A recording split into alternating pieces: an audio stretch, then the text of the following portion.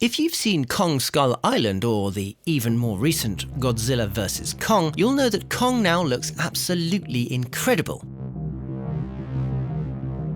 But it wasn't always that way. In Kong's almost 90-year-long movie career, he, like most Hollywood actors, has seen a lot of aesthetic changes. But unlike other actors, Kong's have been for the better. Yes. So here is the VFX evolution of Kong in the movies.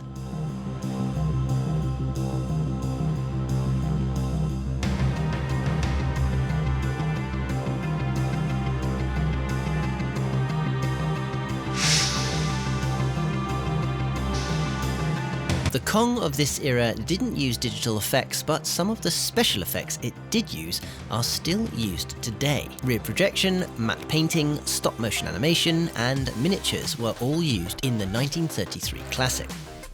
Kong himself was actually 4 separate models. 2 identical 18-inch models to the scale of 1 inch equals 1 foot were made from aluminum, latex and foam rubber, and rabbit fur. A larger 24-inch model was made for the scenes in New York, and a smaller and simpler model made from lead and fur was used for the fall from the Empire State Building scene. The team also made 2 models of Kong's right hand and forearm from steel, sponge, rubber, and bearskins. One was mounted on a crane and the other was articulated and mounted on a rig for the scenes where Kong grasps Anne. They also built a non-articulated leg that was mounted on a crane and used to stomp on people. The biggest model they made was of Kong's upper chest, neck, and head. It was made from bearskins, cloth, foam rubber, and wood, and his eyeballs were 1 foot in diameter.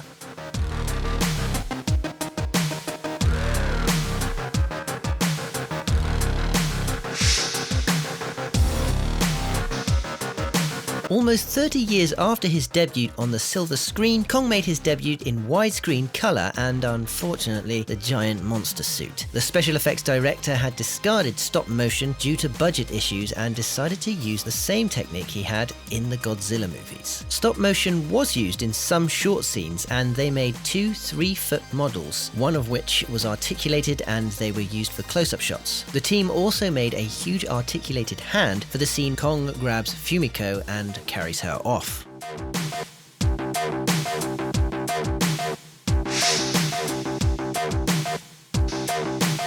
A remake of the 1933 classic. In this version, Kong is a combination of a giant monster suit and the genius of Carlo Rambaldi. 5 different masks were made, each one to express a different emotion. This was because of the number of cables and mechanisms required to express 5 different emotions were too great to fit in just one mask. In addition to these lifelike masks, Rambaldi also designed and built a 40-foot tall mechanical Kong weighing 6.5 tons and costing $500,000. Although this mechanical Kong could take 5-foot strides, move in 16 different ways, and even roll its eyes, it proved too unconvincing for most shots and was only used rarely. Its total time on screen was less than 15 seconds.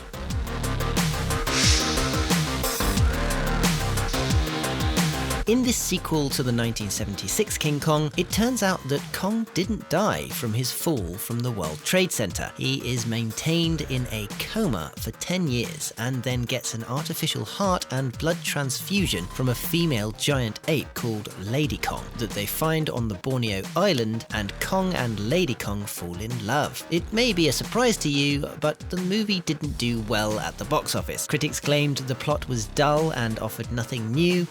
Unfortunately, the special effects were the same as the plot, dull and offering nothing new. Just like the 1976 predecessor, King Kong Lives used 3 main techniques: a huge full-size ape that was used on full-size sets, a monster costume worn by an actor on miniature sets, and blue screens or split screen, or a combination of scenes with both live action and a man in a suit.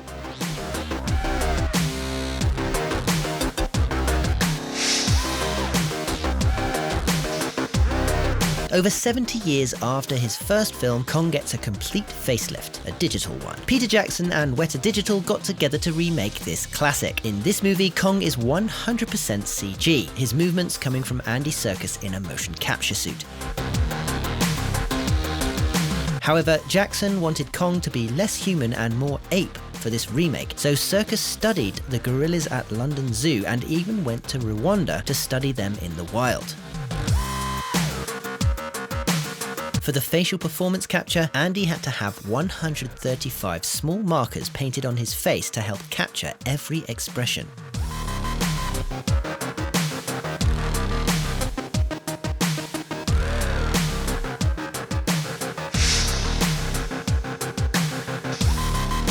Industrial Light and Magic took the reins where Weta Digital left off. Again, Kong was 100% CG, but ILM took it one step further. The director wanted to empathize that Kong was the last of his kind, alone in the world, an outcast. He wanted Kong to express these emotions so that the audience wouldn't just fear Kong, but they'd feel for him too. They took macro photography of a gorilla at San Francisco Zoo to use as detailed reference material and added incredible detail to his face and hands, but most importantly to his eyes.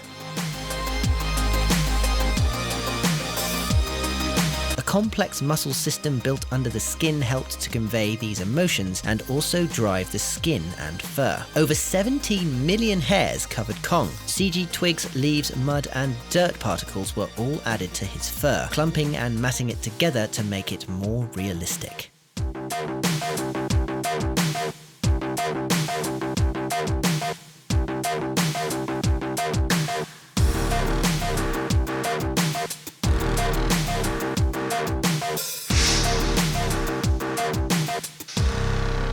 The Kong asset used in this film was ILM's Kong from Skull Island, and what they did was to lengthen his hair, make it grayer to age him, scale him up to match Godzilla, and animate him. In contrast to previous CG versions, this Kong didn't rely on motion capture and was largely keyframes.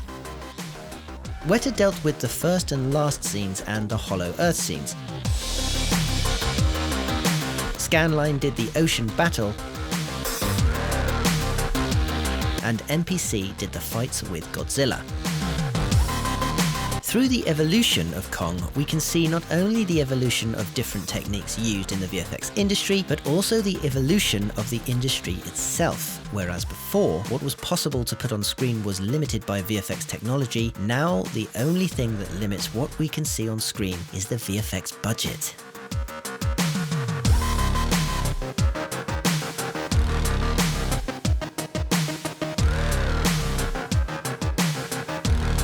Please give us a like if you enjoyed this video. Don't forget the links to the music used in this video are in the video description. And as always, let us know in the comments section what movie VFX you'd like to see behind next.